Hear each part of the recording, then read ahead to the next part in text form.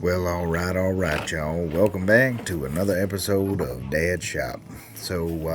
Today we're doing a little honey-do list. The old lady needed something to put her phone charger and drinks on, essentially just a bedside table. And in order to save room, I figured, well, instead of doing a table, let's do a shelf and just put it on the wall. So I happen to have this old board that my dad gave me. It's some old flooring out of a house. I drug it out from under the shed, cleaned it off, and started working on it. So let's see what happens to it.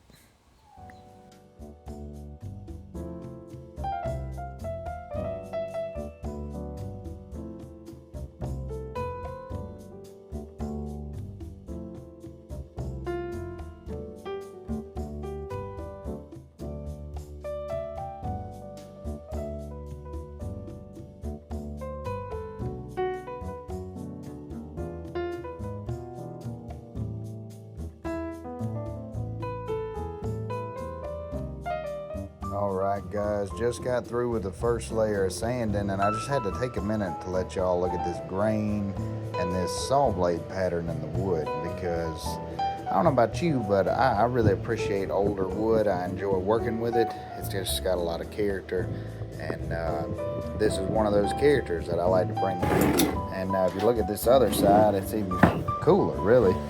You got almost like a cross-hatching pattern where you can see where it was cut two different ways. And I just really appreciate the old stuff, classics. Anyways, that's where we got so far, and this is what we looked like before. So I'd say we're coming right along. Let's keep moving with it, shall we?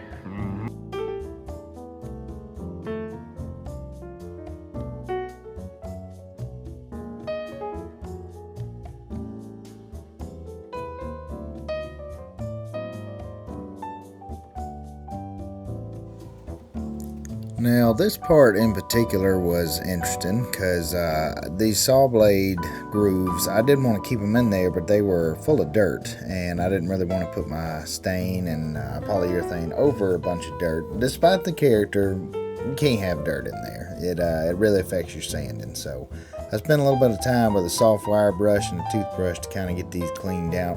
It left a little bit of grooves, but I was able to sand most of that out, and it looked really good when I got done with it. Anyhow, back to the video. Thank y'all.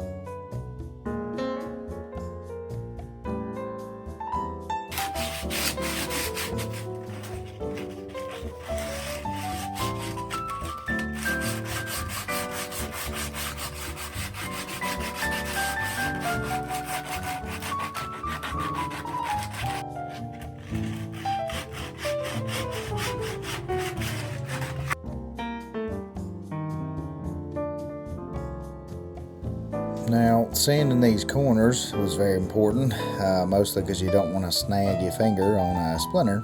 And as you can see, there's a pretty rough spot there, and I could have worked that out, but I figured I'd just break that little loose piece off and leave it. I don't know, I like it. Adds a little bit of something to it. Now, I will put it on the bottom against the wall, but I'll know it's there.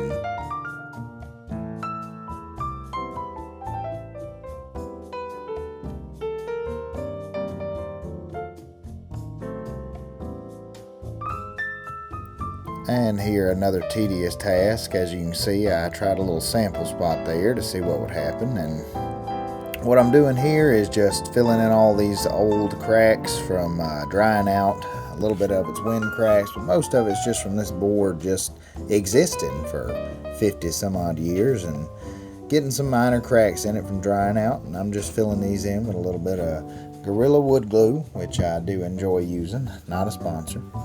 But yeah, just dabbing it here and there, and kind of smeared it in my fingers, and you can see one part I took a razor blade to kind of push it out. And yep, just the little nitpicky stuff.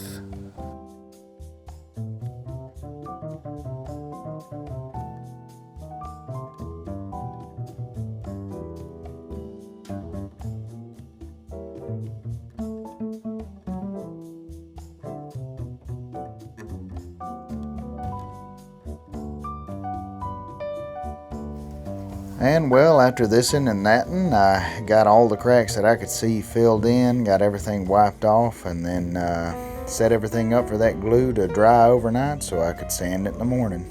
We'll see y'all next time.